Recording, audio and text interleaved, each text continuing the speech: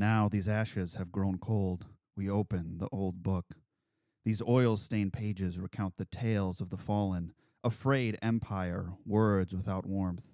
The hearth has ebbed. Its gleam and life's sparks are but memories against dimming eyes. What cast my mind? What hue my thoughts as I open the book of the fallen and breathe deep the scent of history? Listen, then, to these words carried on that breath. These tales are the tales of us all, again, yet again. We are history relived, and that is all. Without end, that is all. Also, there's bug people. Yeah! It's Molasses Maniacs. Molasses Maniacs. Here we go.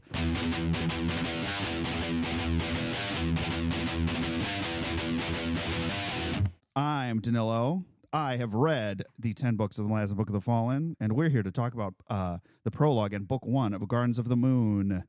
Over to my side is Mac. Hello, I'm Mac. I've read 5.5 books of the Fallen. Hello, I'm Sarah. I have read no books of the Fallen. Hi, I'm Shelby. I've also read no books of the Fallen and unfortunately have to read them all. Oh, someone has an opinion. It's good to have opinions, Shelby. So we've read the prologue and book 1. Originally, I had planned that we would read the prologue and book 2, but that plan changed after I realized that was maybe too much information. And so we are sticking to what happens to the Malazans in Pale and the environs, and then we're going to go from there. So I'm going to say something crazy. And this will be the exact opposite experience of the two of you who have read this before. I thought it was, my initial reaction is I thought it was very surprising how tight all this was narratively. I had the same reaction. I sort of couldn't believe that I, have the knowledge of what is to come. Yeah. And none of the, some mysteries pre-answered that I remember thinking this moved pretty slow when I read it the first time, and I did not feel that this time. And I think that's only because, the way to have that be the case is to like know everything. And if you haven't read this before, you don't know everything. So, and for all you listeners out there, when Danilo said that, Shelby put her head in her hands. As most people starting a book don't know Right. anything. Right. I had the opposite experience. Right. Yes, exactly. And I think almost everyone who started this book for the first time has not known what is in the books. Mm-hmm. So that is a normal experience. I do want to say something about the background of this book that I don't think we mentioned last time about like how it was published and made. So we talked about how it started as a D&D campaign between two guys, Steven Erikson and Ian C. Esselmont. Truly, there had to have been more guys playing, though, right? Well, yeah, certainly, yes. But at some point in the early 90s, they decided they didn't like where fantasy media was. They took the Nirvana record off the turntable. And they decided to write a script for a movie called Gardens of the Moon, taking some of the ideas from their tabletop role-playing game. And that is how this book started, was as a movie script. And then at some point when they realized they couldn't sell it. Famously a visual media. Yeah. I don't know a ton about movies, but I do know you see them. You look at them. You look at them. You perceive them. You Right. perceive them. Which might seem why there's not a lot of background and every scene feels really short, sort of like a movie scene. And there's a lot of like cut twos, sort of. And they decided to just keep it. Yep. They said, They this did. And then looks good. and then Steven Erikson, given Esselmont's blessing, rewrote it into a novel in still the early 90s. And from what I understand, he'd only written short stories before. He was like trained at the Iowa Writers Workshop. He'd only written short stories before, and he had never written a novel. So he just decided, like, I'm going to write this novel, basically like a series of short stories where like information is dense, not a lot is explained, character motivations are like left up to interpretation, like the way a short story would be dense, but every scene is a short story and it's the length of a novel. So, and then it was also went around and was not published finally until 8 years after that in 1999 when he got the book deal to do the rest of the Book of the Fallen. So all that to say, this is the only book that is like this. Now, why do you think it wasn't published for 9 years? I don't know. Who knows? Who knows? Who knows? knows? I'm going to come in really hot today. You should. That's how you feel. Major shade. Sarah did say I get to be the straight man of the podcast, Yeah. and I'm going to take on that role. All right. So I just want to say that is why this book is like this. So let's go around. I want some initial reactions. I feel like I think we should know start with Shelby's. Shelby. With Shelby. But I want you to go first, Shelby. Oh, yeah, I get to go first.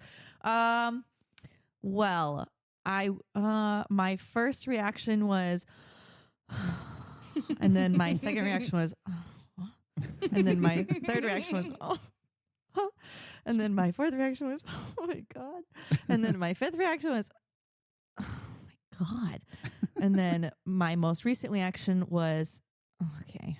Okay. Oh, that seems like an improvement. Yeah. That's a That character sounds like arc. an improvement. That seems like Settling into normalcy. Yeah. A Yeah, routine. it wasn't like a oh my. It was like a ugh, here we go Okay. again. Okay.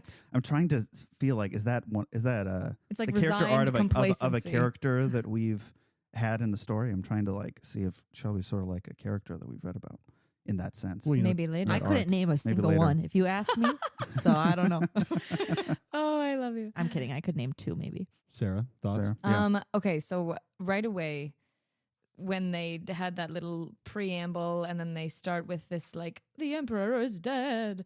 And yours is written in verse. Yes, mine is written in Which is song. interesting. It sings. My book sings to me.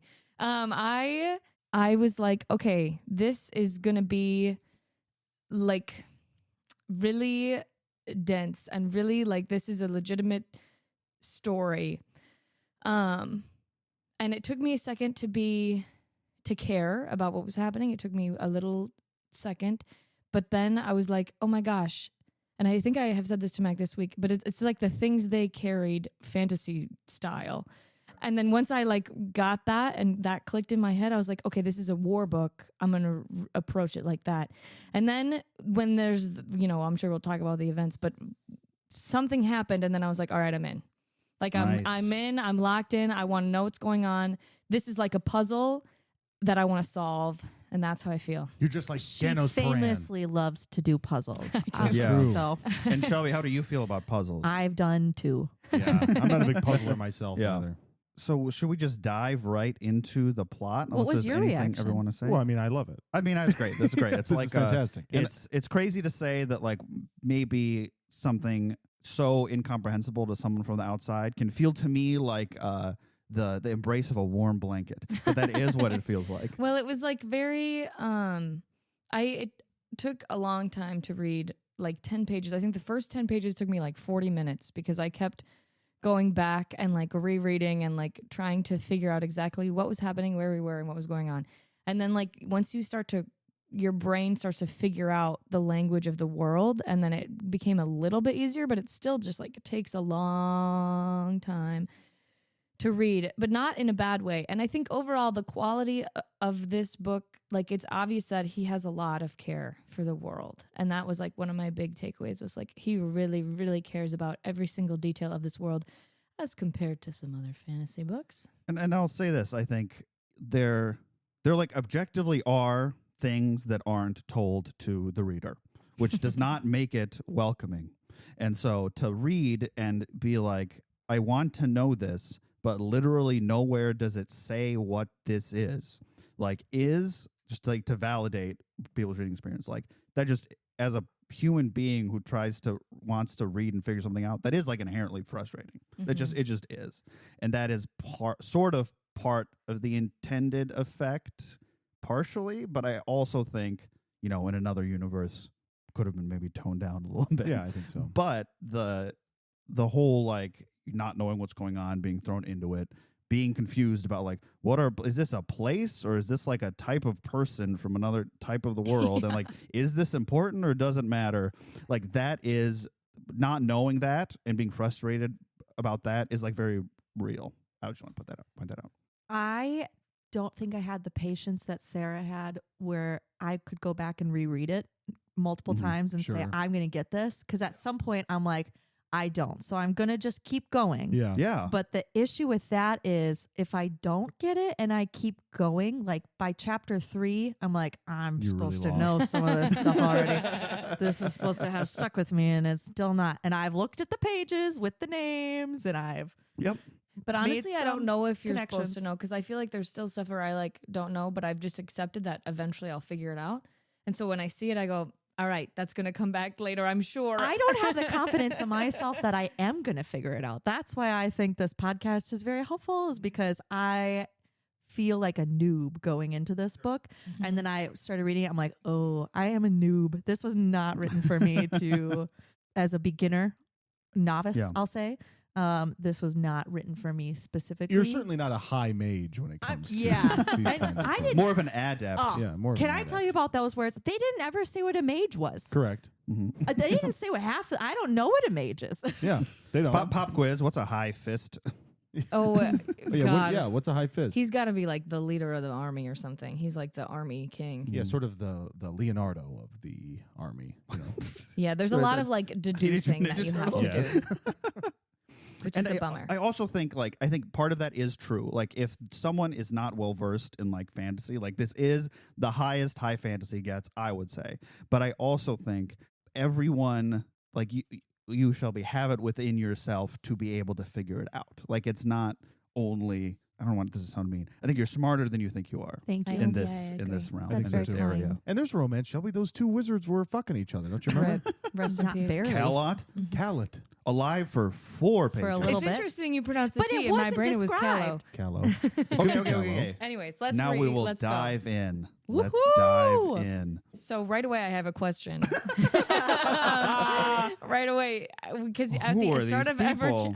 this is the prologue, right? Uh-huh. At the start of every chapter, everything it says this year of Burns' sleep. Mhm. Yep. And I'm trying to figure out who this Burn is. And Mhm. I'm like, okay, so you said something about a crucified dragon in the first one. I'm thinking Burn has got to be a dragon. And, we don't have to get into all that right now. But Burn, dragon, fire, I just want to put that out You're saying that they call it Burns' sleep because this dragon has been alive but asleep for a long time. He was been alive for a long time. He's been sleeping for 100 and, Okay.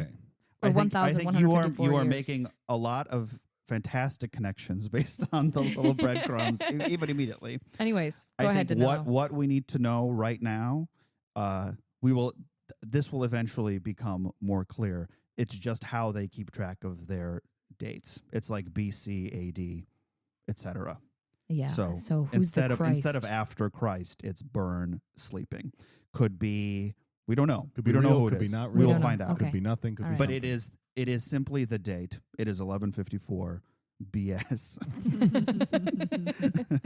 So we open on a rampart on Mox Hold in Malaz City.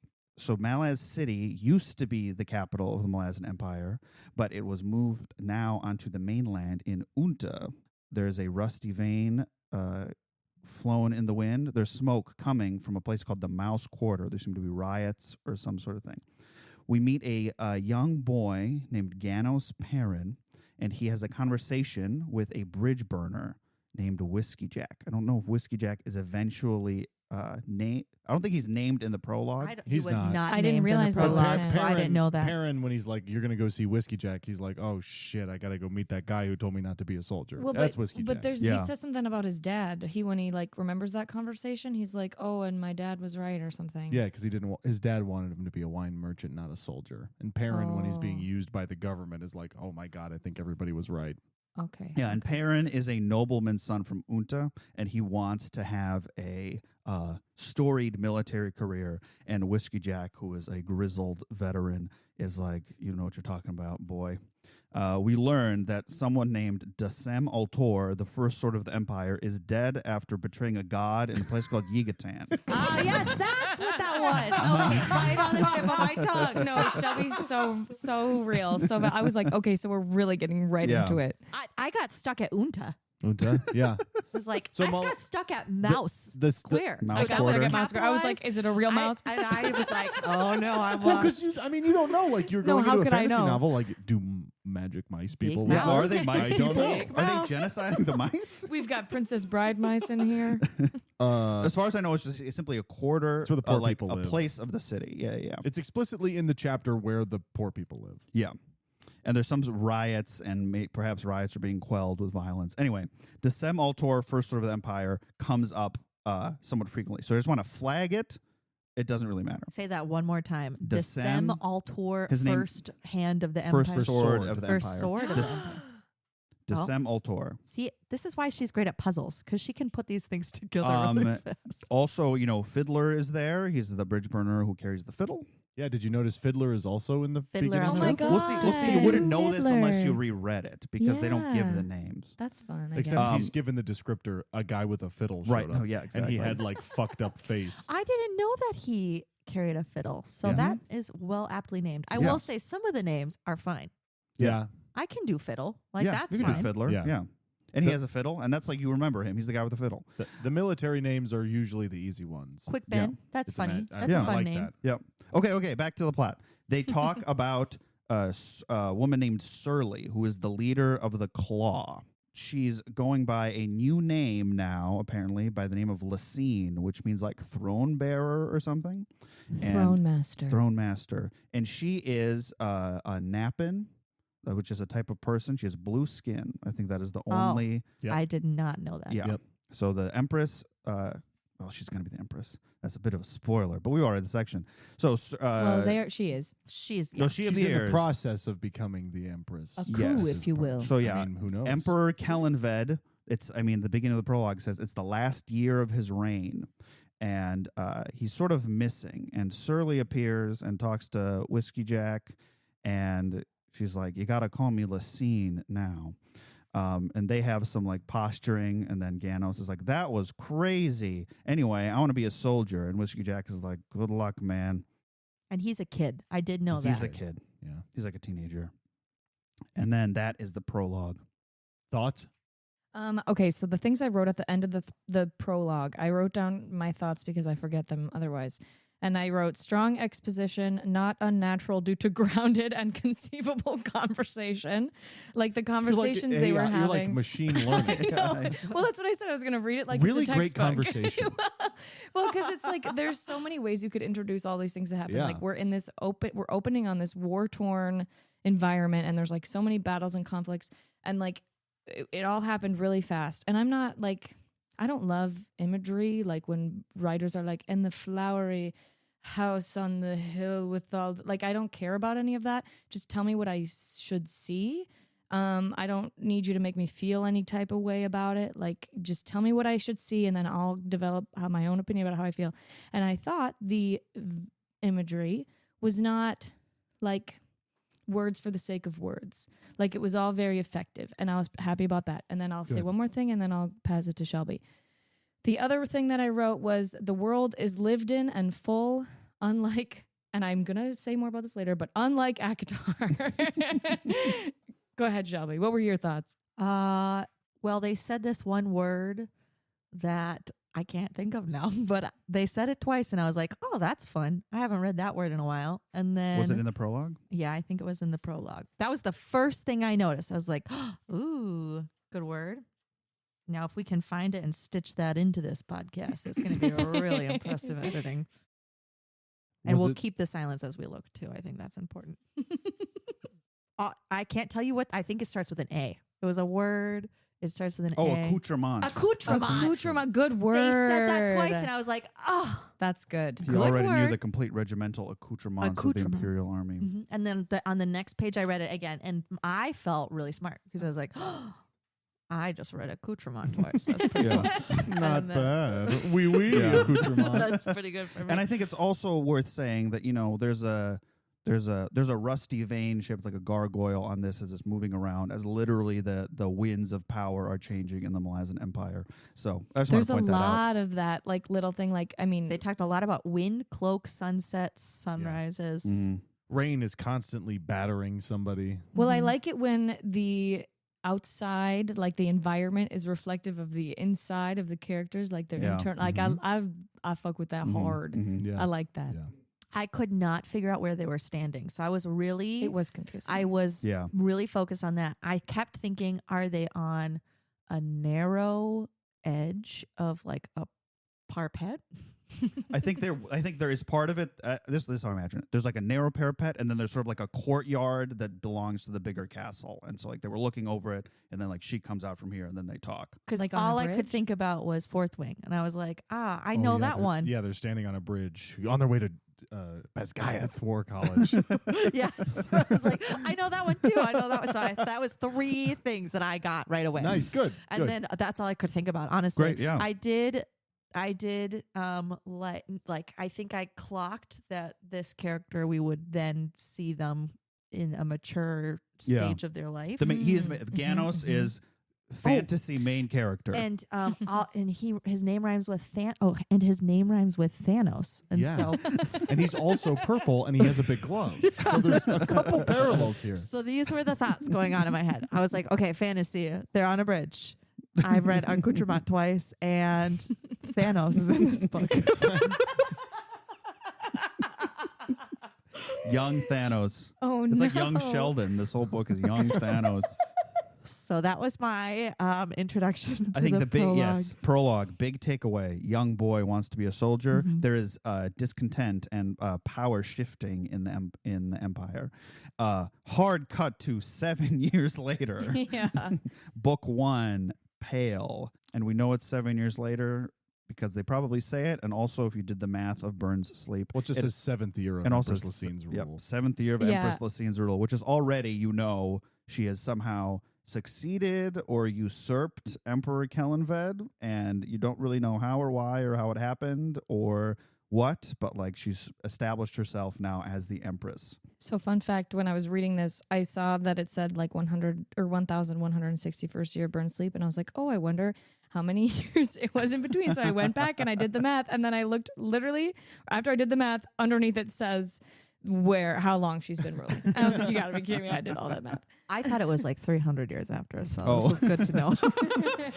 Yeah, Perrin is not 300 years old. He is now I like can't 21. tell the age of any of these No. people. There are It's some really people confusing. who Who are are hundreds of old. years old. Right. So I'm like, it could be. I could have been forever ago. But All right. But in any case, what are you going to say? I just, before we go any further, I just feel like I have to say this just for the sake of everybody listening who cares about this and for the sake of my dear friend Shelby. That's me.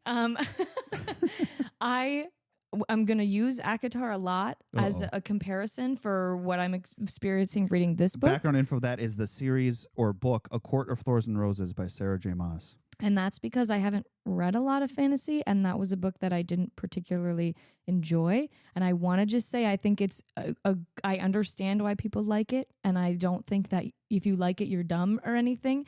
It just was not my kind of book. It just was not my thing. But I don't think you're stupid, and I think you're great, and you're smart, and you are allowed to like it, and it's good. Okay, continue. And I also think you are self-aware to be like, I'm not directly comparing these two things as like they should be equal. They're No. so different, Because- but I And will that's also be and that's comparing coming from them. someone who compared Iron Flame to Anna Karenina once. So I know I'm like on a separate podcast. So I know that's unfair, but we use it for an example to propel discussion forward. It's a reference point. That's Yeah, all. yeah. Not derogatory, just a reference. It is also one of the only ones that I have read recently, fantasy-wise, so I will also be comparing. So I'm sorry if you have not read that book. Which I think is also good because like it's something popular that maybe a lot of people have read, and if they're like done with it or want to move on to something else, like it's a good reference point to also be like, this is different and also harder in a lot of ways. But anyway, so Lacine is now Empress, and just I think overarching stuff, especially in this section, is that even though it's been 7 years, a lot of like the tension and plot comes from like this power shift of the guy who founded the empire, Kellenved. Now it's the next person, and like how does the empire continue with this next person? But that sort of is left by the wayside because we are in Itko Khan, and we see a fisher girl and an old woman named Riga who are watching Malazan cavalry go by on the road. The old woman is a wax witch who traps souls in candles. Duh. And out of nowhere, they're just like talking, looking at these soldiers, and all of a sudden, Riga grabs this fisher girl and like does a prophecy at her, and the fisher girl is really scared. And then the soldier sees this, thinks that like Riga is like assaulting this girl, and then like hits Riga across the face and kills her. Poor Riga. The soldiers pass, and the fisher girl's like, "Oh man, I gotta get home to Dad and mend these fishing nets." So she like gathers up the twine and candles, and then she feels a hand on her shoulder and turns around, and there's like two men dressed in black in hoods. Right away when they showed up, I was like, I'm in love with both of you. Like, I'm in love with you. Both of the guys. Immediately. They're Continue. cool. They're cheeky. And she's like, "Where'd you guys come from?" He's like, "We were over there." And the other guy in the hood with the cane is like, "You're right. You were over there." yeah. Whatever. He says we were on the other side, and he does everything but give a huge wink and say, "Yes, we were on the other side." The other side of the universe. Oh yeah. And so very quickly, they summon 7 massive hounds and send them after the soldiers that just passed. Wait.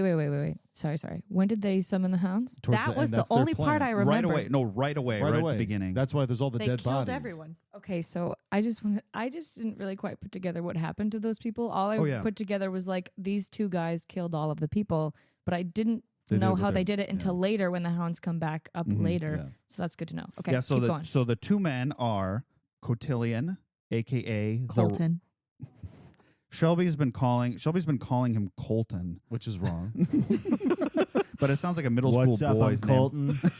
I have a B in math. He sounds like a Colton, you know. So not to be unk, but we're gonna summon some hounds. Humming some sounds. Just humming some sounds.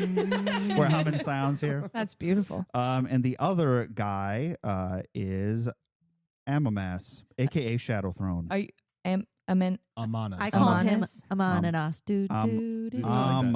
Amamas. Amanas. And I'm going to be completely honest. I call him Shadow Throne. I just say it's Shadow also Throne. Not, it's Amanas. It's not Amamas. Amanas? Yeah, there's an N in there. Oh, okay. Well, I wrote that down wrong. Amanas. Amanas. He's the That's very good, Shelby. He is the Lord. I thought the Lord of Shadow was Animander Rake or something. No. Whoever that is. So These are the he's only the Lord 2 of- that I he's- actually he's the Lord of Dark. tracked. Well, So he's in this world, he's the Prince of Dark. Oh my God, he's the devil. Ozzy Osbourne? Where's a bat to eat?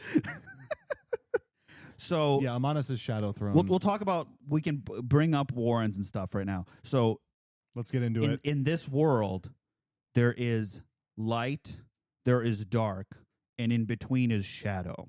And so And dark it doesn't mean good and bad. No, that's just The how the world concepts of is. light and dark. And so you're right. Animander Rake, who we will meet in the next section, they talk about him in this section. You do see him for a second. He is the Prince of Dark, but Shadow Throne is currently the Lord of High House Shadow. The king of Is this something that I they- hate to do this, Danilo. He Yeah. is the Knight of Darkness. Knight of Darkness. Is this yes. something Yep, that yep, they yep. just don't tell you? Because I didn't put Correct. together that. So you're just supposed to figure that out. Yeah, a like little bit. like you sort of at some point you realize like, oh, shadow is different from dark, because I think in our heads like, okay, bad guys have night magic, dark powers, and we attribute that. That's one way like talk about is playing with tropes. Whereas like, okay, there's actually shadow, which is sort of in between light and dark, and there's a guy who is in charge of like the dark magic, and that's like different, The issue is you have to know the tropes to understand what they're Right. playing with. Well, I but also did you can also see- go by what's on the page of like, Yeah. this says he's shadow and then he's dark, and those are not the same. And I'll just take their word. I did look at the list of names 3 million times, and in further players on the very back, I think they're trying to hide it to be sneaky. It does say ruler of the Warren of Shadows, Oh my And- God. Yeah. companion of Shadow Throne, and patron of assassins. Dude, that's Yeah. epic. Yep. Oh my So God. that's- oh my God. that's- And the oh. Yeah. What I so Yeah, you I put it clocked them together. right away Is because it I was cool? like, that's fun. And then they had the hounds kill everyone. I was like, okay. And there's a so, list of hounds. We'll get back to the plot. So they send the hounds after all these soldiers, say kill them all, and they say something to gnaw on Lacine's mind.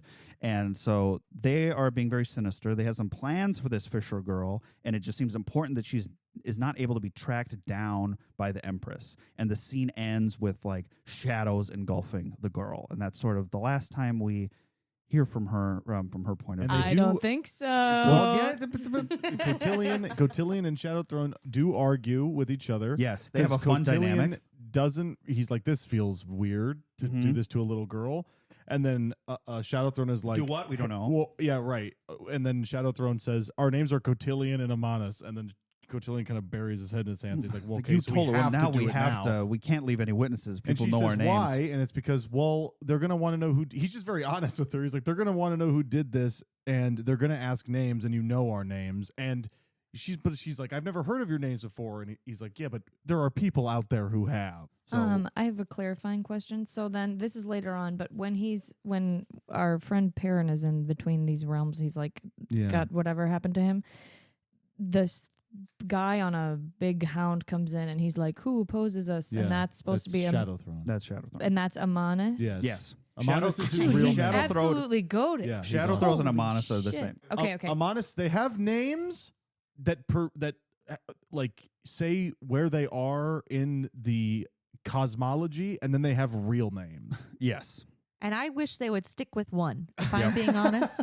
That's Hank, and he's in charge of the Throne of Shadow. I like Fiddle Guy. Like, just Fiddler, call yeah. him that, and then that's it. Their names are not. His name is not Whiskey Jack. That is like That's a his military. that's his that is army his name. army name. They yes, get a but name I when they wish enter the his army. name just was, and then that was Okay, it. well, it and is, then Well, because they we are. don't know You're his never going to normal learn name. his real name. Oh, They great. just call him Great. one name. All right. Cotillion and Shadowthrone are doing their plan. Then we meet Adjunct Lorne as she arrives at the scene of the slaughter. We learn an adjunct, she's the second hand of the Empress. While the Empress is busy ruling, her adjunct goes around and does all like the dirty work and stuff. We meet old Perrin. Now he's not old, he's like 19. a young man. And he Perrin, a.k.a. Thanos. Ganos. AKA Ganos. We will be calling him Perrin from now on. I've only called him Ganos, so that's good Even to know. every time you see Perrin, you call him Thanos. I just say, that's Thanos Oh yeah. to myself. It's your mnemonic. So they're talking because he wants to be a big shot in the military because he's a nobleman's son. He's like, I'm working up the ranks. And they're trying to sort of figure out what happened here because no one's left alive. And it seems like they all been ripped apart by wolves. We know it's the Hound of Shadow. And there's a pretty good detective work done by this captain here, if I could say so myself, because he's like, well, we've kind of tracked everybody to their homes and where they're from. Yep. And then Lauren is like, what about that home? And he's like, we can't find those people. And so she's like, okay. Okay, so we got to pay attention to them. And so it is a little bit of a detective story here for a little bit where, they talk about what happened, who's trying to hide stuff. Lorne talks to Perrin and Lauren sort of takes him on. He's like, okay, so like you've seen this. You're smarter than the average Malazan soldier. You're sort of going to be my right hand man. Lauren is very astute and asks for that captain who was there, not Perrin, the other guy, for a list of recent recruits that are women or old men to try to match the people on the huts because she thinks that maybe. Because sorcery happened here on some level, someone is trying to infiltrate the Malazan army, which is very smart because she's exactly right.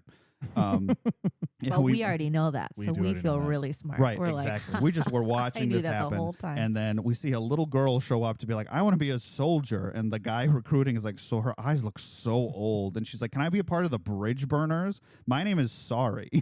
And he's like, okay. And then Perrin comes to that place where that happened sometime later, and they're all dead. Oh Do you remember yeah, that? yeah. With the birds, there's a lot of like little. I thought everybody died. Or is that the same place? He goes A like different place. 3 miles away to a town where they do recruiting, which is where Sari signed up for the army. But when Perrin gets there, They're all it's not dead. that everybody's dead, it's that there's nobody there at all. And then he opens a door to a barn and all of the bodies are lined up and there's a bunch of like crows like looking at Oh, him. that part I did not understand. Yeah, But I it do doesn't remember matter. the It's basically just like, imagery- someone is It's trying cool. to cover the tracks of this little girl joining the army the for some imagery reason. of the so that nobody else would be able to join us. Okay, I'm piecing it together. I will say the imagery of the fields with the dead people and the horses and the crow, so many birds Yeah. and the flies and the smells, and we got to go count the bodies and the limbs and the piles and all this stuff is very like, end of day. Fun. Unwind after a long Let day. me just open up my new favorite book. Good. Twisted horse corpses. Yeah, I Yeah, I loved did reading not about like the reading horses. about the horse corpse. I did underline this one because I'm thinking about the imagery thing. There's only been one book where the imagery I thought like actually worked and I could visualize the world, and that was War of the Worlds. But here he says on page 45, sweat and death clung to the air thick as gauze, and I felt like I could see that. Well, so it's so far so good. But not good because of the horses. No, mine was when he's like, and there was foam on their mouths Oh. and Yeah. nose, which Ugh. shows that they were deathly afraid in their moments of death. And I was like, oh, that's a fun one. Yeah. I can picture that. We Good love that. job. We love that. I like how the captain is. They're like, well, the wounds are they track with teeth marks, and the guy's like, well, there haven't been wolves around forever, and it's like, hey, asshole, do you think like 3 wolves could have done this? There were 7 magical dogs from a different dimension who did this. But if he said that, well, they would have to kill him. They would have to kill him. He knows too much. because he knows too much. All right. Perrin meets a man named Topper dressed in all green, and he says the adjunct wants to see you. This is after he's discovered that everyone at that recruitment office is dead. Oh, yeah. And so he uses a magic recruitment office. Yeah. He Topper, who I think Perrin clocks immediately as he's a member of the Claw, Mm-hmm. escorts Perrin through the Imperial Warren. And the Imperial Warren is a place that seems to be a sort of dimension. They open a portal and they walk through like this world covered in like ash and stuff. And they're like, okay, so we can walk for 2 days, and it's the same as traveling like 2 months in our world. Now, this part I did not understand. So Yeah. that's good to know. Yep. I just assumed, there's a little portal. But I didn't, figure like, it's black. And then they zoom Yeah. in. Yeah. and Because then they don't zoom out. like Topper appears to other people to teleport, but he is walking. It's just a truncated distance. It's in just- the other Yeah. dimension. So something probably is good now to note about warrens.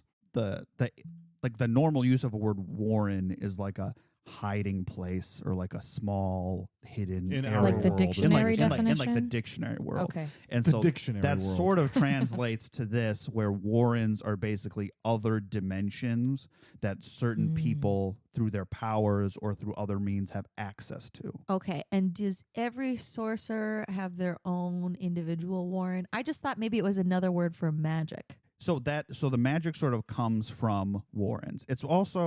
It's not a hard magic system in that every little detail of all this is explained. It's sort of more abstract, and sort of the more you see it used, the more you sort of get it. But there are multiple people in the world that have access to a fire warren. Yeah, Can so- cast fireball. so the easiest- everybody doesn't have their own. So the easiest way to explain this, and this is how I thought about it first, where it's like, okay, so if you are a sorcerer and your like chosen type of sorcery is fire, your power is basically you can access the fire dimension and shoot fire into this dimension from the fire dimension. But also, the fire dimension is like a place you can go, and it's like on fire. It's like a place where it's on fire all the hot time. raves in the Yeah, fire yeah. dimension.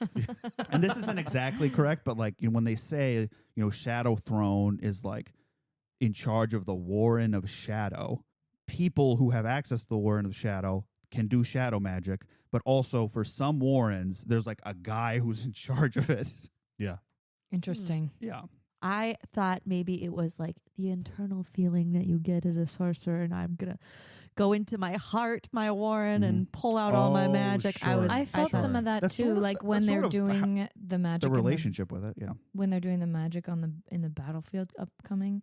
That's sort of what it seemed like too, where they like draw on it. It's like But in the- Fourth Wing, when they access their They have their magic signet library. powers. I'm Yeah. sorry, I haven't read Yeah. that. Shoot. I mean, they do draw on it, but it's like, they draw on the Warren of Fire to be able to shoot fire. You're drawing on the dimension? See, this is. I wish That's they had cool. a page in Yeah. that explain that. There But actually here's the- is. It's yeah. in the very back of the book. But Great. if you Oh, open great. it will spoil things for you. So don't do that. Oh, There's also that's also not the only kind of magic in the world. So that's why it's not like this is a rule. There are like shamans, people who get their magic from the earth, or like if enough people die in a certain location and it like breaks someone's heart enough because of all of that, they will like be magic now. Well, and whatever And I lied. Ryga's magic And was. I lied. This one does not have warrens. It has places. The other books have the warrens and what they do.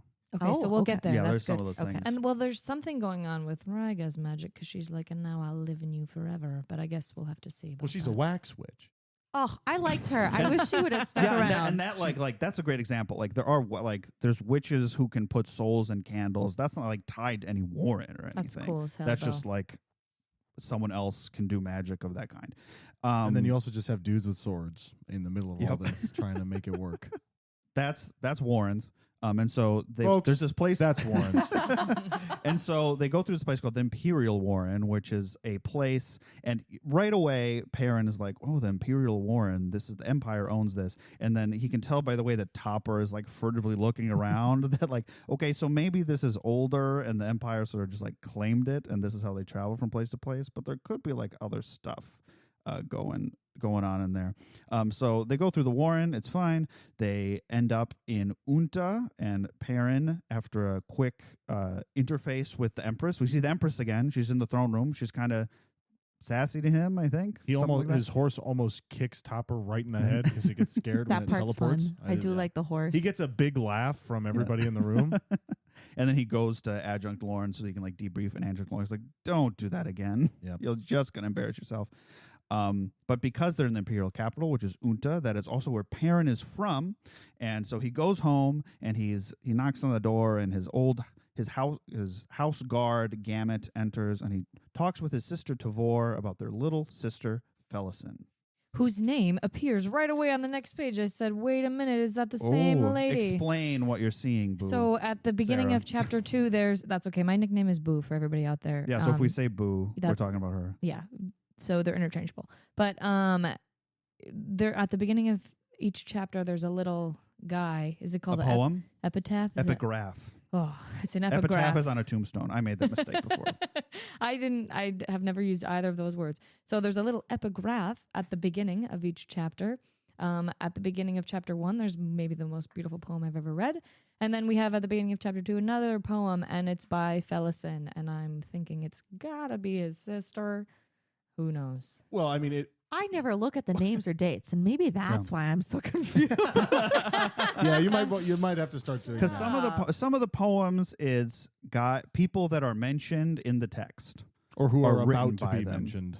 and I think not without exception. I mean, there's probably some exceptions, but eventually we will meet some of the people who are named who wrote the poems. So keep an eye out Epic. for that. Like Epic, Anonymous. epic. Little literacy But club. We're that going to meet is Mr. chapter Anonymous, 1. and that's chapter 1. Thoughts Now- about chapter 1? Well, yes. I think Perrin is a really interesting person right away at chapter 1 because he seems really bored and he seems really uninterested in everything, but he is also really smart. And he's also like really paying attention, like in the Warren when he's like, I don't think they're being honest about what's going on in this Warren.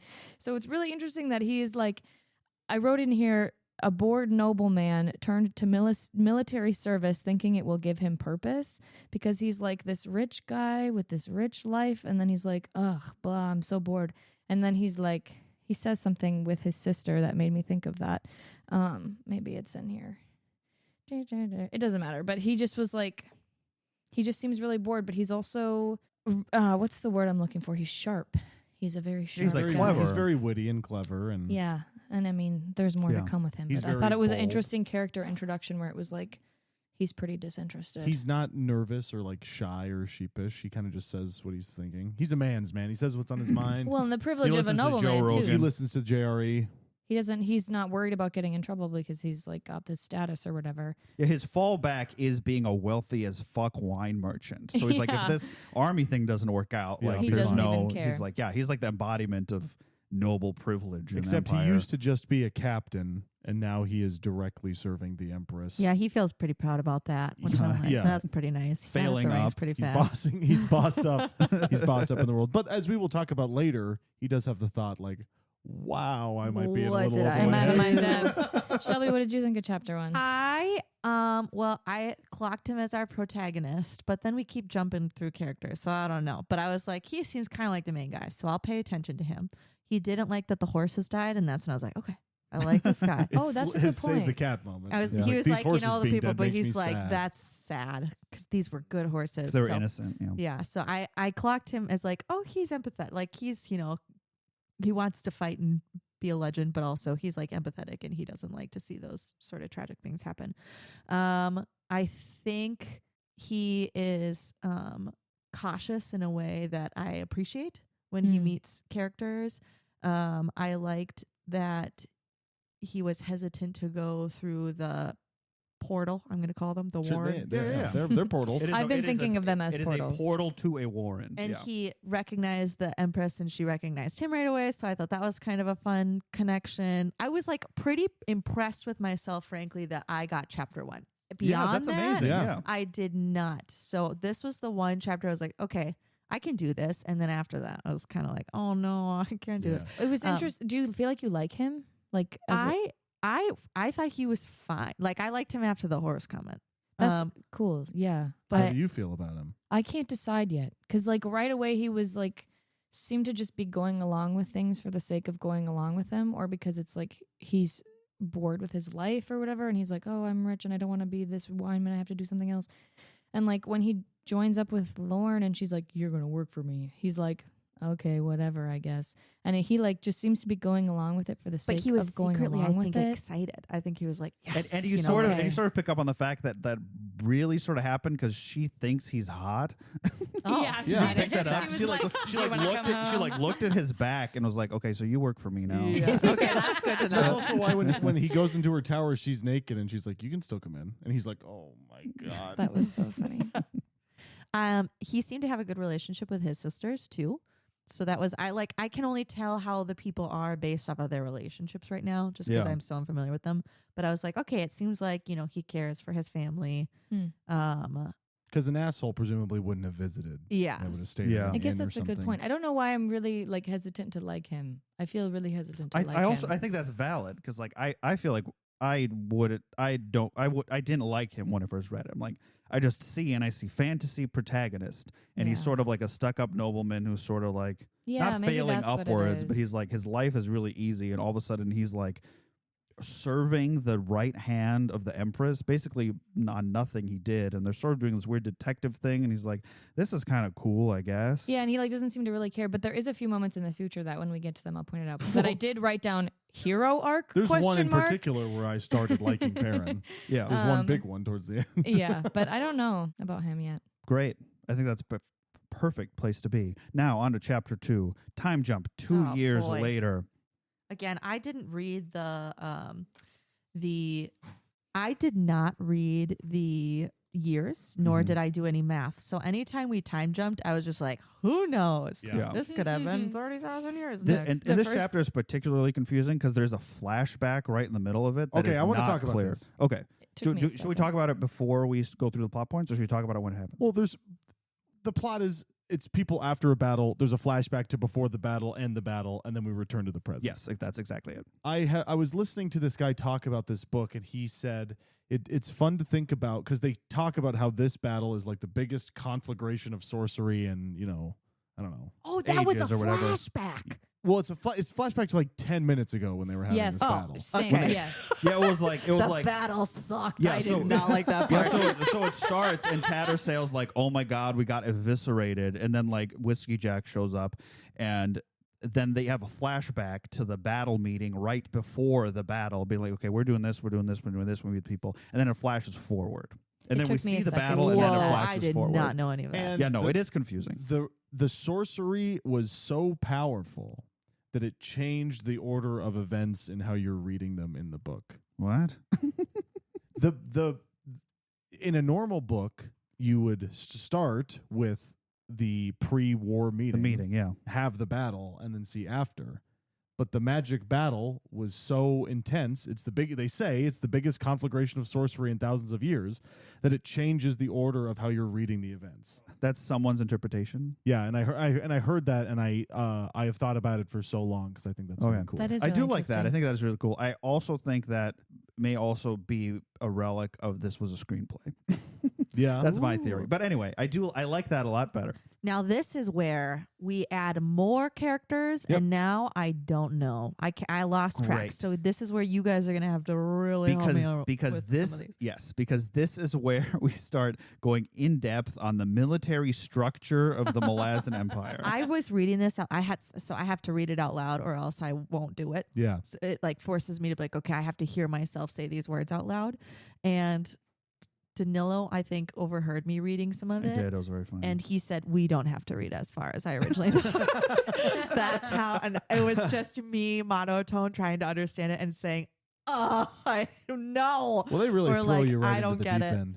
Yeah, the amount of this was the point. See, it's not that I don't like story or I don't like the fantasy. This was the amount. Like, I think chapter 2 is where it started getting so heavy in capitalized words. Yep. I wrote first note on my notes, and I don't check notes on books, but I wrote my complaints for Malazan book. Too many capitalized words. That was the first one, and I think this is the chapter where it gets really heavy on that. And then my brain says, there's so many, I don't know what's important. So I'm just not going to care anymore. And then there's also the flashback and all these things that are going on with the time. And so this is, I think, where I got really lost. And Yeah. I think that is incredibly fair and the normal and correct reaction to have to this. I'll just say that. This has So been it's not very like- validating. It's not guys. like you're Thank you. missing. Yeah. Please. Yeah. You are having the normal person's Great. reaction This to is this. the straight This is the straight man reaction. Yeah. No, very valid. Good, And good, I good. am also like lost and confused. I don't want you to think I am not. So I will go beat by beat. It's 2 years later. We are at a city called Pale on the continent of Genabacchus. So Ganabacchus. And what's going on? so Ganabacchus. we are in a situation where the previous parts happen on sort of like the main continent of the Malazan Empire. When the Malazan Empire started, it started on the little island. Remember, we were Malaz Island. The emperor expanded to the mainland. They've conquered the mainland, and now they are reaching out to other continents.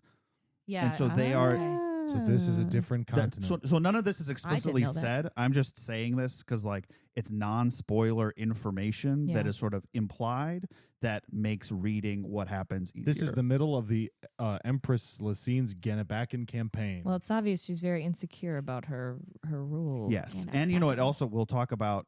One of the themes is like the nature of empire, and like empires sort of have to keep expanding or else they'll stop being empires. And so It's interesting. on Genabacchus, they were not under the rule of another empire. Ganabacchus is the continent. The Pale is continent. the city. Pale then. is the city. is a Okay. city. On Is this. a A city. city. And there's a lot of cities, and the big cities on Genabacchus are called the free cities of Genabacchus because they aren't ruled by any like person. the Twin Cities. the in Twin Minnesota. Cities. Exactly. They have I've been thinking they have the Ganabacchus worst is a ranked city. baseball It's the team in the continent. world. So this is the confusion. We were talking about this earlier. Genabaris is the city. Oh, also, Gena- why yeah. did they make so Genabacchus many of is these the words similar? continent. If you're going to make up words, you might as well make them different, you know? Yeah. That's well, valid. yeah, but in real life, there's York, in England, Minneapolis, and Minnesota. New York And I City. don't like that. And But actually, I agree. get to make up these words. So let's Minneota, Minneapolis, Minnehaha. Minneapolis, Minnesota is just as confusing as Genabaris, Genabacchus.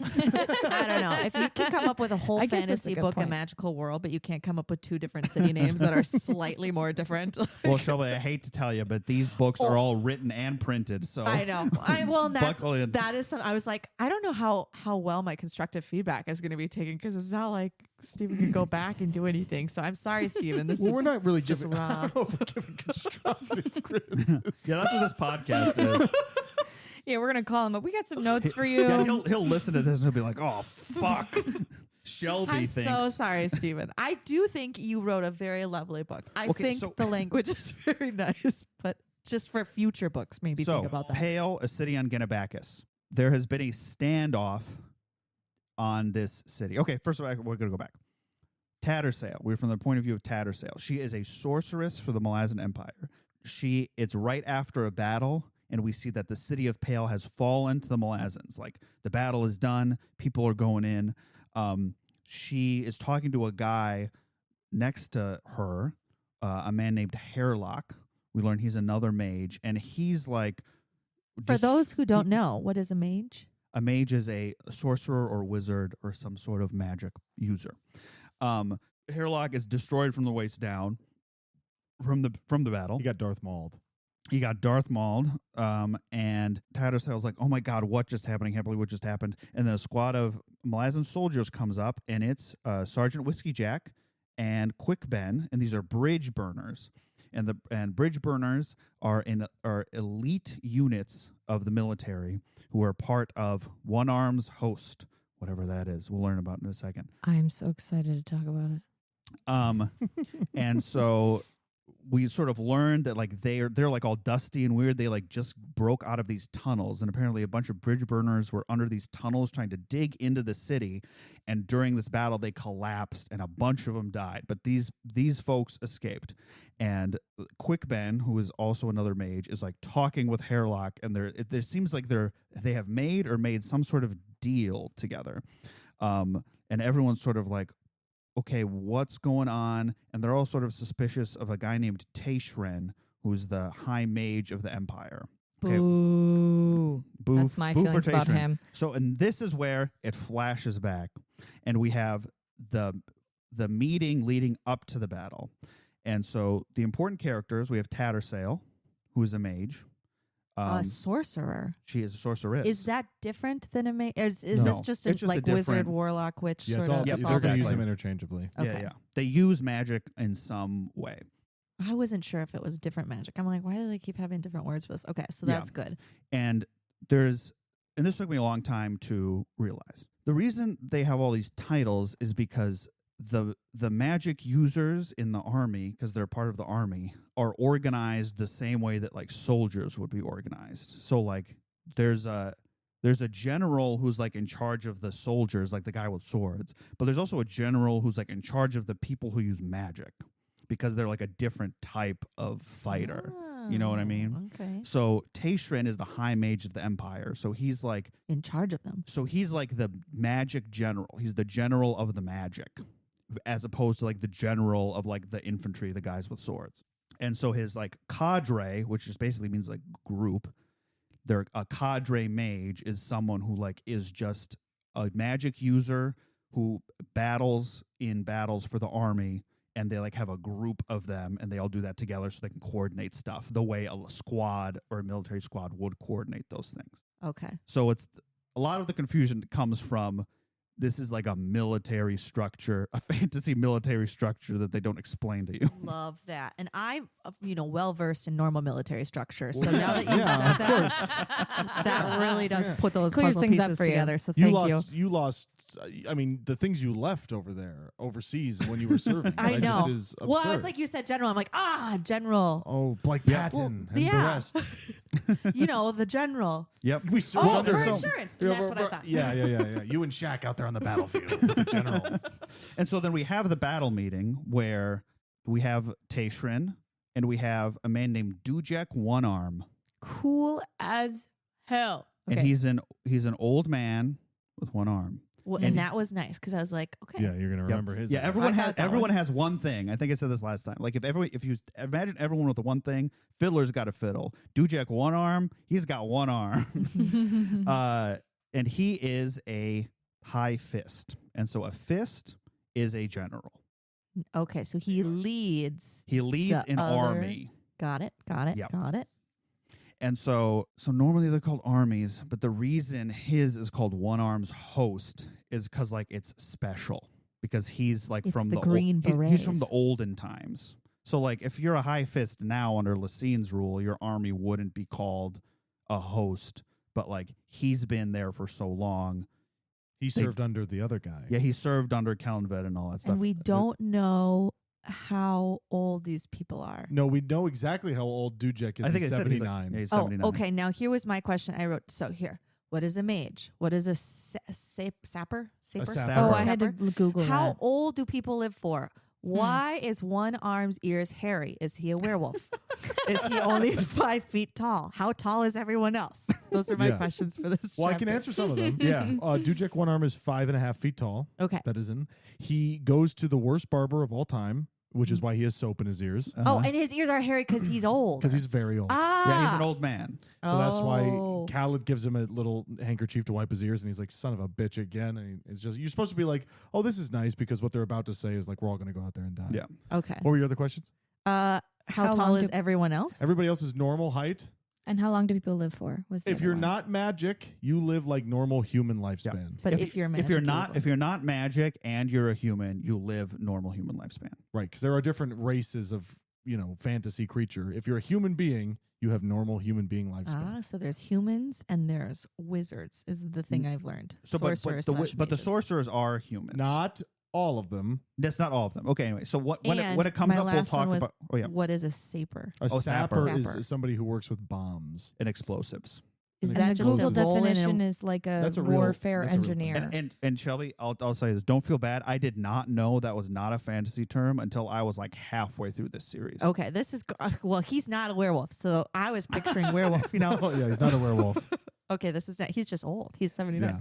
Which is, and I just like the fact that he's 79 is kind of crazy. That he's Because like the general he's- in charge of the Yeah, salon. because he's He's been a doing this general. for a while. He's Yeah. a Yeah. high fist with a host and one arm. Yes. That's my boy. Yeah. And like I said before, He's a a lot short of king too. a He's a lot of short the king. tension in like these meetings and stuff is because of the power change from Kellenbed to Lysine. Because they talk about like Dujek talks about how like, oh, he's part of the old guard, and like Lysine might want to get rid of me because maybe my soldiers are more loyal to me than they are to the Empress because they've been working under me for a longer time. So like that is how all these people are thinking. Like they have all these histories and stuff, even though technically they're all supposed to be working together to like do this battle because that's what the Empress wants. They all have all their individual stories and motivations and politics. They're all complicated guys. So like we said, the background, the Empire wants to take over the Free Cities, is going to back us. They want Pale. They've been in a standoff at Pale. And the reason there's a standoff is because above Pale is a structure floating called Moon's Spawn. The coolest thing I've ever heard of in my whole life, I think. Now this Shelby, is you where was I confused. So what really do you got think lost. Moon Spawn is, Shelby? I thought it was the moon. Okay. Okay. I thought well, they because- were going to battle the moon, and maybe the moon was a god, and then there were a bunch of crows, and they were Mhm. big, and then I said I don't care, and so you moved then there on. were a lot of battle capitalized words, and then I said, oh, I don't get it. Shelby, in your defense, they do call it also, they just call it the The moon. Okay, so I that thought you're I was not, like you know, despicable me. You're not crazy. We're here to steal the moon. Yeah. kind of. Thanos is here to steal the moon Thanos from is stealing Gru. the moon. Sarah, do you want to talk about what Moon Spawn is? It's to like the, this to the extent you could understand it. This is what I think. So it's like this floating rock essentially, and there's like a big like fortress on top where this guy. I'm gonna read this sentence because I wrote "cool" right next to it. With a star. Yes, with a star. Hairlock climbed slowly to his feet. He stepped close to Tashrin. Anamander Rake, Lord of the Tistiandi, who are the souls of starless night. Rake, the mane of chaos.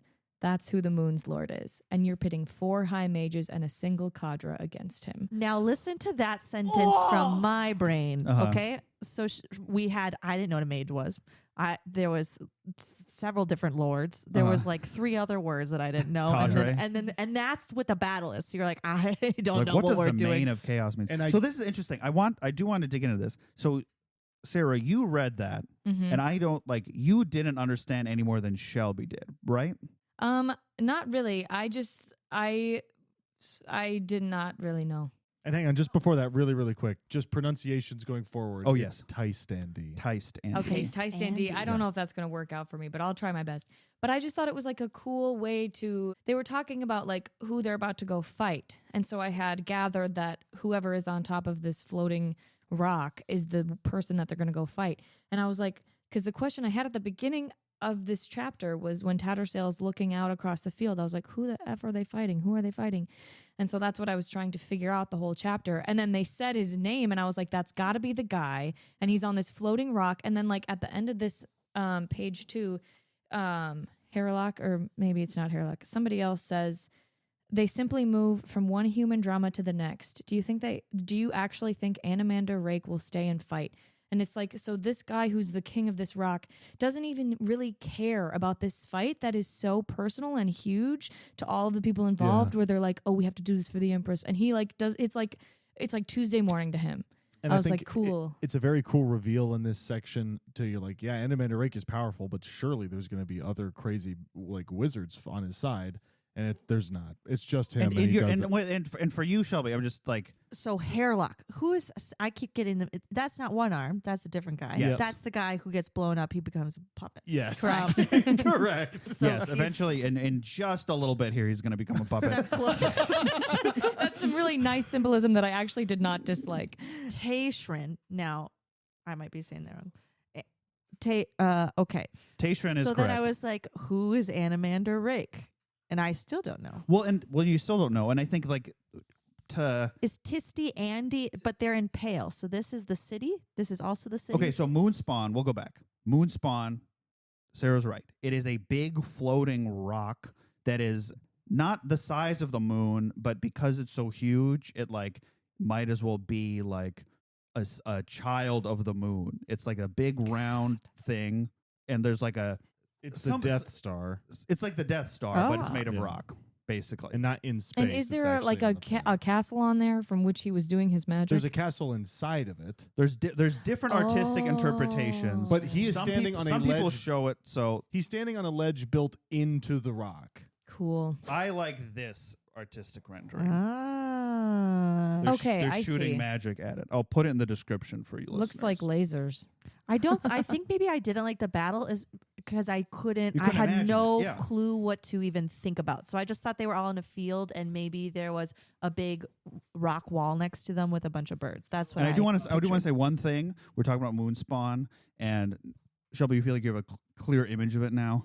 Yes. big floating Now rock that's like a that's castle more fun almost. to visualize. I was like, it's all these fields, and then there's just magic, and then there's birds. Well, and I will say this, and I don't want to like tell you how to read this, but Sarah's experience was like she read this thing and was like, wow, that sounds crazy.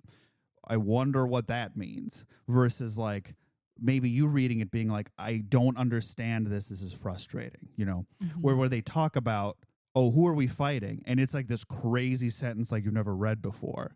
The idea you're supposed to get from that is not the author hates me and wants me to suffer. It's like, this guy must be crazy. I don't know what any of that means. Does that sort of make sense? That makes sense. Okay. I'm excited to. I'm not saying you can't deduce- be I'm not saying you can't be upset, but I think, No, like, I think that mind shift might help. So like you read something, you're like, that's I crazy. think my whatever. whole frustration with it is because then it happens, and I know I could enjoy the book a lot more if I could like honestly picture what's going on. But I get so No, lost in totally. the weeds that I literally can't visualize what's happening, and so then it feels like I'm just reading a foreign language. Yeah, and that makes sense because then the book doesn't tell you what's important. So you're like, do I need to know what the main of chaos is? Yeah, because what is that? Yeah, but I get like I get some of the I mean, imagery. I don't know. I thought him getting cut in half is fun. Yeah, I yeah. thought the I think it's birds so are funny fun. that he's still alive. And he's like, I have a plan. And it's like, she's like, you're dead. He's I've the never most seen a insane deader person guy. in the world. He's like, you don't understand. All right, we're going to go through the plot. So they're in the meeting, and Tashrin is like, all right, I got word from the Empress. We are attacking today. And they're like, we're attacking Moonspawn, but like this legendary guy's in there. And he's like, we're going to do it. And Oh, wait, Danilo, sorry, one thing. I want to read this quote because I think this goes to what you're saying, Shelby, that it is just confusing the way it's written. The Tystandi are Mother Dark's first children. You don't know who Mother Dark is. You don't know what that means. I barely know who Tystian is.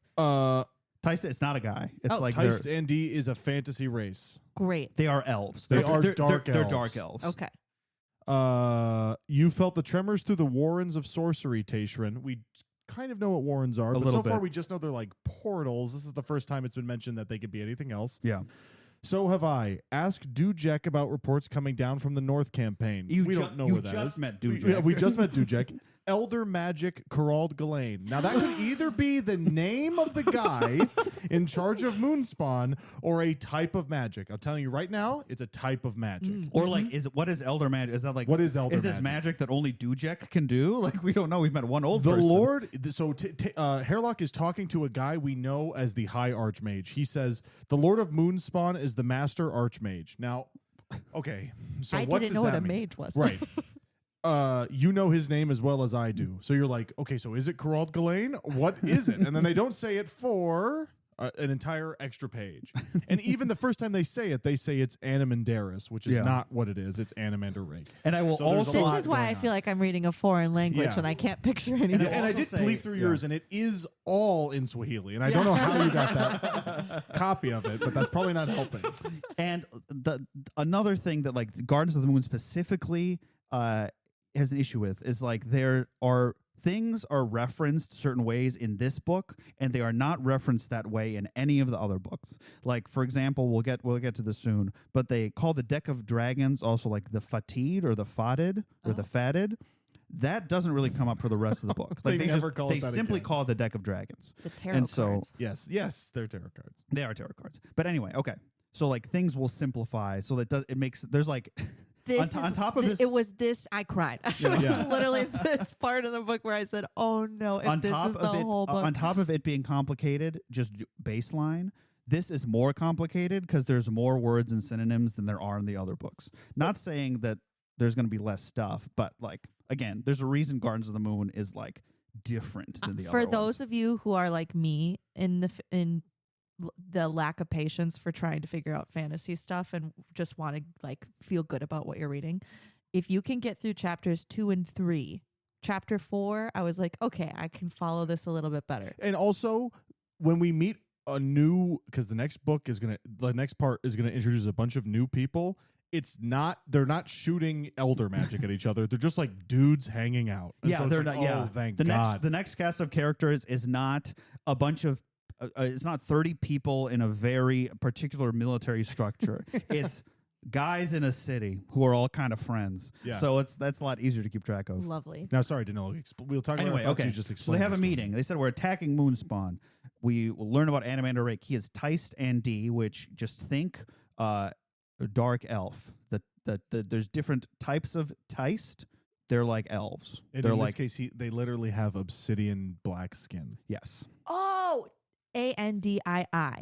Yes. Teist. Okay. Yeah. I thought it was a city, so this is good to know. And Teist means elf. Well, not really, but Teist means elf. The next word is what kind of elf they are. Great. Yep. That so when you see Teist something, that's like a kind of elf. And like you may have the kind of noticed, person Animander Rake is. You may have noticed somebody says Teist Idor in this. Yeah.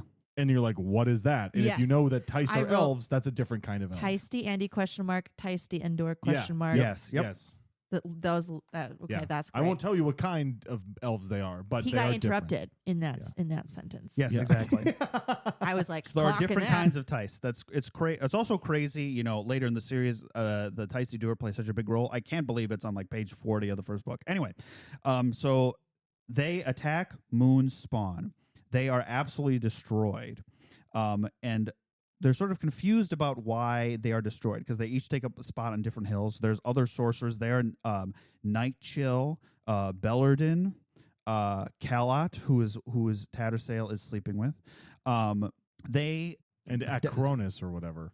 Oh yeah, Acronis. Oh my God, he's fat and names. He does fire magic. Right, but he dies right away, so it doesn't matter. So they have a huge wizard battle with Moonspawn, and there's magic getting shot at Moonspawn. There's magic coming out of Moonspawn, shooting down at them, and they are getting horribly attacked. And was all from Tattersail's point of view, and she sort of realizes like some of the magic is coming from like their side, and then she sees like a demon come out and like and rip apart Night Chill, who is another one of the wizards. And she's like, that's weird because Taystrin's normally the guy who uses demons. And then the battle's over. There's a lot of confusion. And long story short, they win because now Moonspawn is like damaged. It's sort of like tilting to the side and it starts floating away. And the reason why they break through Pale's defenses is because all the big rocks of Moonspawn, like, presumably fall on all of the guys with swords and Pale. And it was sort of You missed the raven. You have to talk about the ravens. Oh, yeah. That's So the only part that I was like, ooh. So in Moonspawn, a bunch of ravens come out, and they're giant ravens, and they're flying and shooting magic or something. Like, there's giant ravens coming out of Moonspawn.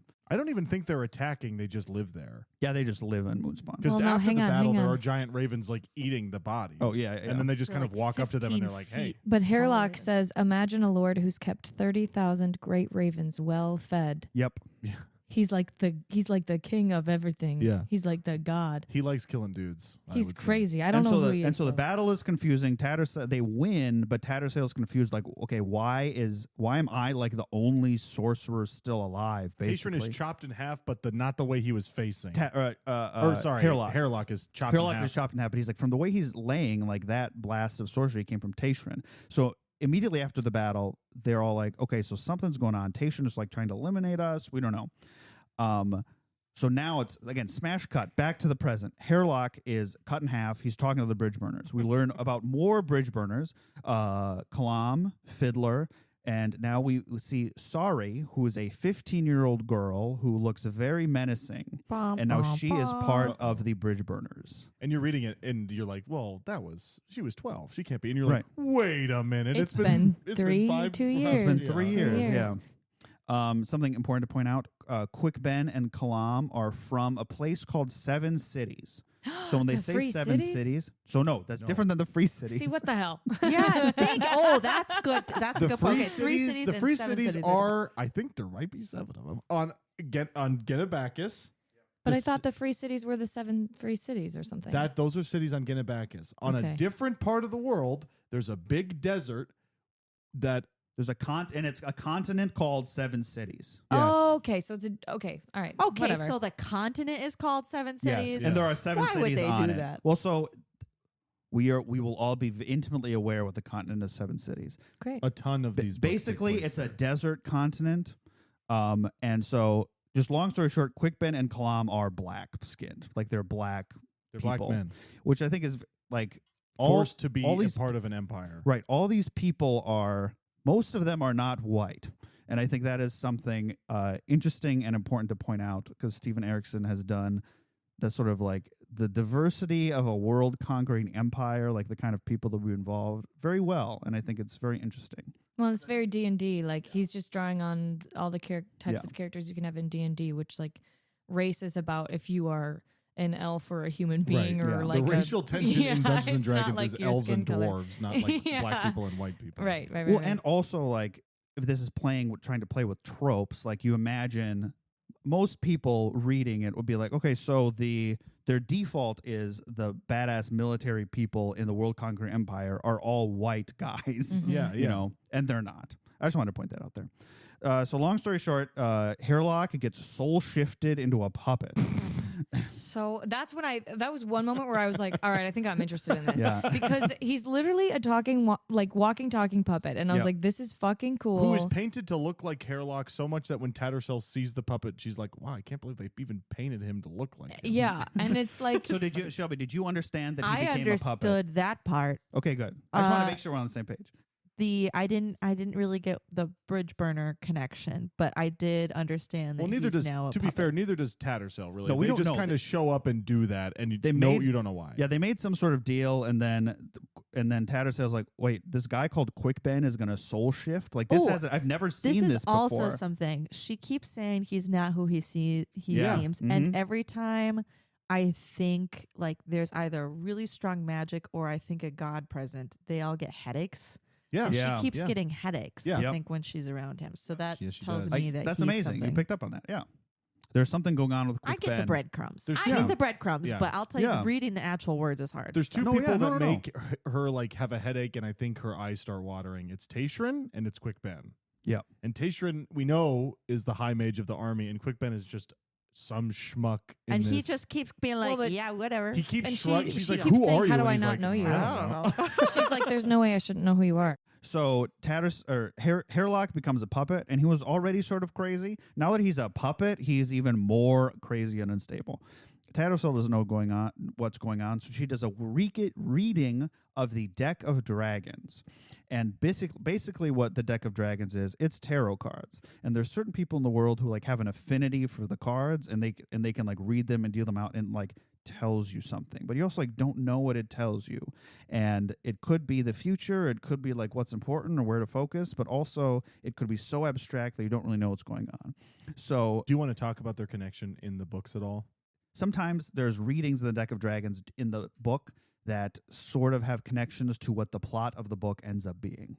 I've started, actually, let's talk about that when we get to her second reading with the Okay, great. swords. Yeah, so she does it a couple times. So basically, it's tarot cards, and anytime you read it, you don't know what's going to happen, and also the person doing the reading doesn't really know how they're doing it, and it's so you sort of read it, and you're like, whoa, that's crazy. And our ascendants gods. I did write what is an the ascendant. They're the people. Shadow Throne is an ascendant. Okay, because there's like when she does the reading, she like feels an ascendant like speaking through her and like sort of not possessing her, but like Laughing. moving It's through laughing. her. Yeah. And I was like, that must, so there's must be some sort of god. And there's an imagery of the coin, and Hairlock really wants her to keep reading, but she refuses. Yep. There's something. And he's like, I'm going to fucking kill you. And he's like, wait. So No. going back to ascendants, it's ascendants is very similar to Warrens, where the more you sort of get a sense of like what an ascendant is, the more you'll like get it. But the best way I've been able to think about it, and maybe the best way to like think about it as you're reading this, is it's basically a high level D&D character. Okay. Yeah. So Cool. like a person who's really good at sword fighting can get so good at sword fighting that they're basically like the god of sword fighting. But like they started as a guy. That's gonna be me. You know. No big deal. Or someone is like they're already magic, but then like they create a following and start getting worshipped, and like because of them being worshipped, they like literally like ascend, like literally Like level Tinkerbell. like level up to be the gods, basically, or the That's same cool. level of gods. Sounds like my But daily life. this like So tarot card all reading. gods are ascendants, but not all ascendants are gods. We've sort of got a rectangle square situation with the gods and the ascendants. The tarot card reading was another example of like the symbolism of the outside world reflecting the inner conflict that I really appreciated. You just mentioned the spinning coin, Shelby, where she like does the two readings and she pulls out Opon, who I guess is gonna be a big deal. Yep. The two-faced jester of chance. And I wrote that it was fun to have like an in-world representation of her dilemma, because like right now after this battle where she's like, what just happened, and did Taishren betray us, and like how did we lose all these things, like what am I on the wrong team, and like having her hear this spinning coin, and she like says spin on silver, spin on, or whatever, and it was like that's her dilemma. She's like, where am I gonna land? I was like, okay, that's pretty cool. And that's the end of chapter 2. I think the hardest chapter. the hardest and most dense of the chapters, I would say. We did it, folks. We did We it. did it. But it was good. We It did was it, Joe. interesting in the end. Like there's little things that I picked up on, like luck being sort of something like I think not luck is necessarily a a god. theme, but like she talks about, he's like, oh, how did you survive? And she's like, oh, I was just lucky, I guess. And then when she, But luck is always capitalized, and whenever something is capitalized, I just assume that they're That's gods. a god. Well, yeah. we have Opon, the two-faced jester of chance, like you said. So they're like there Capitalized. is a god who is like the god of luck. And the hood is the god of death, and there's Yep. a Hood's lot that of was Right. gods. cool. Oh my God. That's one thing about fantasy that I don't like. When they're like, When they instead of swear. saying, oh my God, or like whatever, it's like, stop saying Hood's breath. I just don't care about that. But you know what? That's a really small thing and it doesn't impact my enjoyment of the Any book. quick notes about chapter 2 so we can move to chapter 3? I thought the introduction, the introduction of Whiskey Jack, I thought was really cool. Like meeting him on this He's battlefield. so edgy. And like, but he says so many beautiful things right away. And I was like, okay, so obviously this is my guy. Obviously I like him because He's my favorite. He is he's top fantastic. 3 characters in literature for me, Whiskey Jack. well, he That's goes, strong. Yeah. she's like looking out at the field and she's like, oh my God, I failed. And she looks over at Whiskey Jack and she says, failure's something we share. I'm sorry. He pulled away, eyes averted. Don't be sorceress. He met her gaze. Regret's not something we can afford. Like, whoa, right away. It's like he is, what great exposition Well, and for also this guy. like Whiskey Jack is, I guess I don't know, 45, 50. Something like that, 50. Tattersail is 219 years old. And so just like to have him be like, you got to stop. Like, Yeah, let's and not live her the regret character shit is- right now. It was a cool introduction to her character too, because you can tell that like, you know, like with Perrin, my first impression was like he's pretty disinterested, and with her, my first impression was like she's really suppressed in a way, or like she's got something that she's carrying that we don't really know about, but she cares a lot. I wrote down that she reminds me of Ahsoka.